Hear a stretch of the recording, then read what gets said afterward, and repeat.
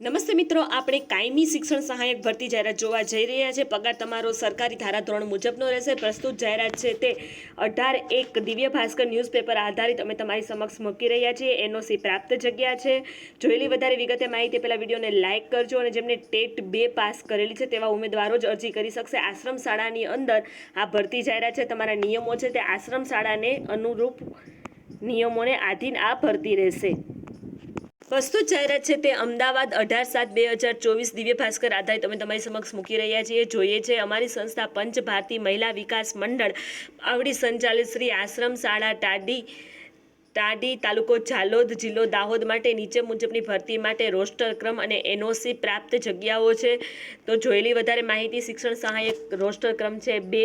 બિન અનામત મહિલા એટલે કોઈ પણ કાસ્ટની મહિલા ઉમેદવાર છે તે અરજી કરી શકશે. MA BA ટાટ 2 ધોરણ 11-12ની પાસ કરેલી હોવી જોઈએ. સંસ્કૃતમાં જગ્યા ખાલી છે. ત્યાર પછી અનુસૂચિત જનજાતિ અજાજા MA BA ટેટ 2 સમાજશાસ્ત્ર વિષય સાથે પાસ કરેલું હોવું જોઈએ. મહિલા અને પુરુષ બંને ઉમેદવારો અરજી કરી શકશે. ત્યાર પછી શિક્ષણ સહાયક શારીરિક શૈક્ષણિક પછાત વર્ગ એટલે કે SC/BCના મહિલા અને પુરુષ બંને ઉમેદવારો ગુજરાતી વિષય સાથે જેમને ટાટ 2 પરીક્ષા પાસ કરેલી છે તેવા ઉમેદવારો છે તે અરજી કરી શકશે. ઉપરોક્ત જગ્યા માટે લાયકાત ધરાવતા ઉમેદવારોએ જરૂરી પ્રમાણપત્રોની પ્રમાણિત નકલો સાથે જાહેરાત પ્રસિદ્ધ થયાના દિન 15 એટલે કે 18 તારીખથી દિન 15 સુધીમાં તમારી અરજી છે તે રજિસ્ટર AD પોસ્ટ ADથી મળી જવી જોઈએ.